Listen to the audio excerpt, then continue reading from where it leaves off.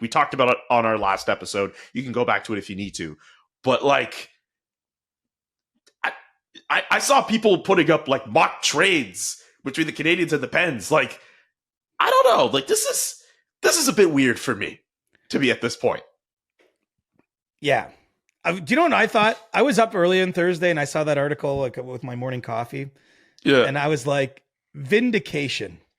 Oh my God. This is vindication. That's what you thought. For those of us at the CJ show. Only because, I won't, because all we've ever said on the show, frankly, is that the conversation should be happening. That was it. We weren't saying ever Sidney Crosby is going to get traded to this team on this day. Like, it was more that this should be a conversation. And the reaction we got often from Penguins fans was like, this is never going to be a conversation. You guys are just stirring it up, looking for stories.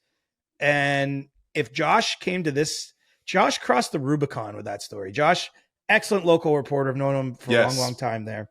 And, but he's often been of the mind that there's this zero chance this could happen. He actually has a headline where he called it baseless, trade rumors back in January, whatever. So the fact that Josh is there, that tells you it's almost like the tides are turning a little bit.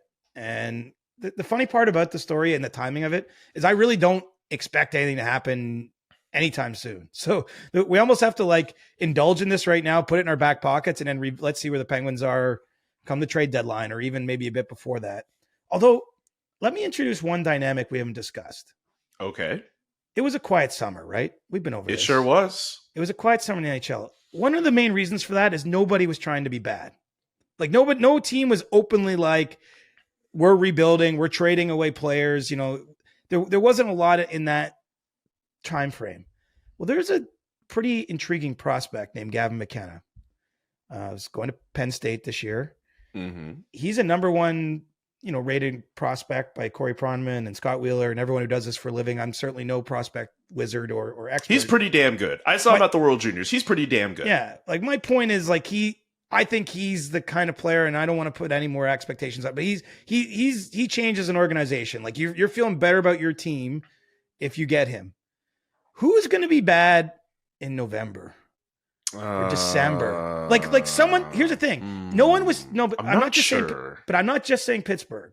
I'm just trying to. Right. I'm floating a larger theory here, but I think it ties in with where I wanted to get to.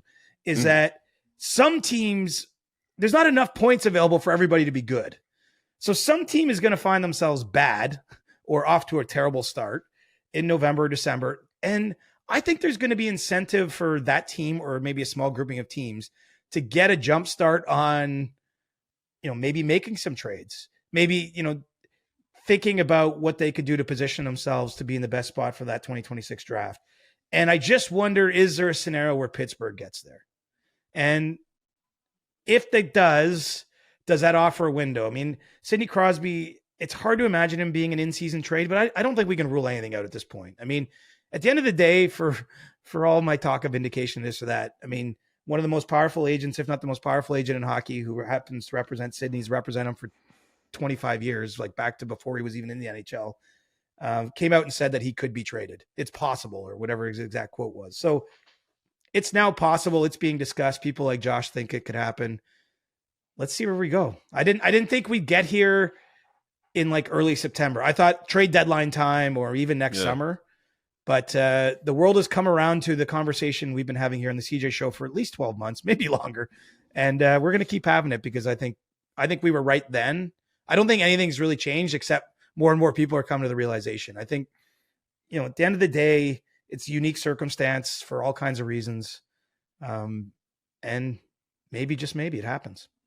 I'm also intrigued at the idea that the November-December period could serve as a pre-trade deadline to the actual trade deadline, especially for all of us starved for content and for moves to be made. I have no problem with like a Black Friday trade deadline style time. And I don't know what it looks like. I just want to say that I believe some teams are going to have to, earlier than maybe normal, they're going to have to get honest about where they're at. And they actually should get excited about, wanting to position themselves for the 2026 draft, which means something that looks like a rebuild or trading some core pieces away. I don't know what team it's going to be or which grouping of teams yet, because we got to see some games played. But I could see it. I think we might get trade activity of some meaningful caliber in the early to middle part of the season. And then really we just got to see what Sidney Crosby wants to do.